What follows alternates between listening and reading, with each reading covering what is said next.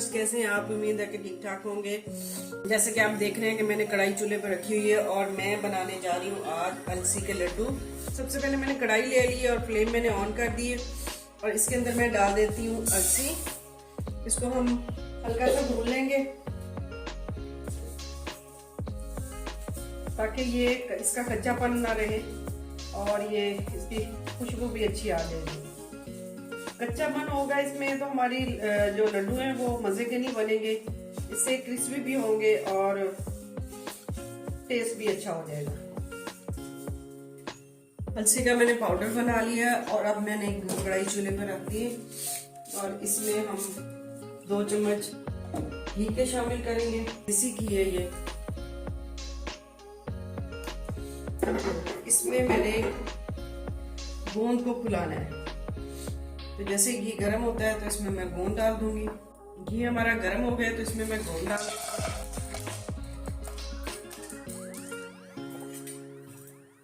इसको लो आंच पे हमने फुलाना है। ज्यादा आंच हम तेज नहीं करेंगे ताकि ये अच्छी तरह से भून जाए। मैंने कीकर की गोंद दी है, आप जो चाहें वो इसमें डाल सकते हैं।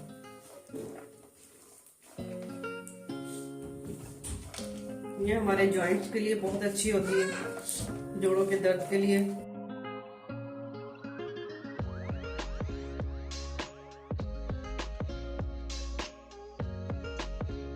गोंद हमारी भून गई है, भून गई अच्छी तरह से। ये देखिए कट कट की आवाज आ रही।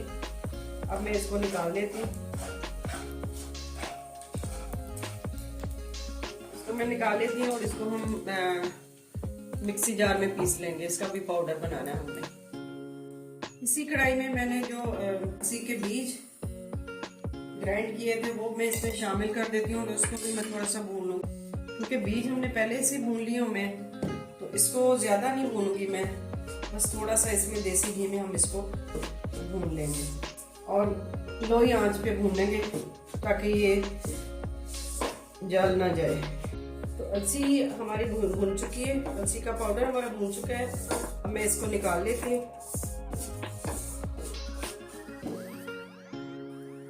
चलें जी, तमाम चीजों को हमने भून लिया। अब इसमें हम डाल देते हैं गुड़। इसी में कढ़ाई में गुड़ डाल के तो हम इसको हल्का सा मेल्ट कर लेंगे, इसमें शामिल कर देंगे। इसमें थोड़ा सा पानी शामिल कर देती हूँ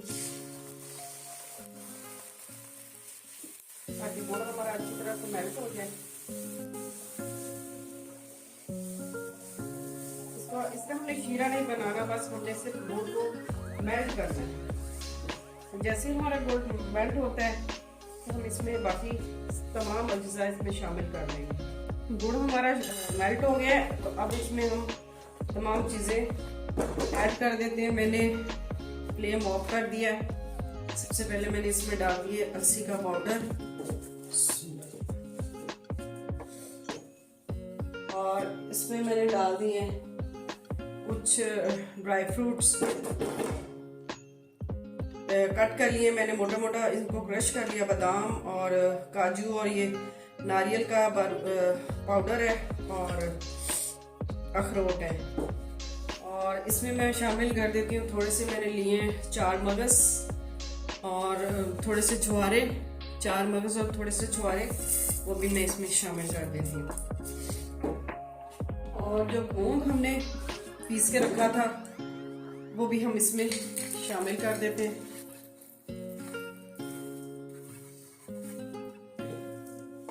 और तमाम चीज़ों को हम अच्छी तरह से मिक्स कर लेते हैं। फ्लेम जैसे कि मैंने पहले ही ऑफ कर दिए, अब हमें इसको सिर्फ मिक्स करना है अच्छी तरह से।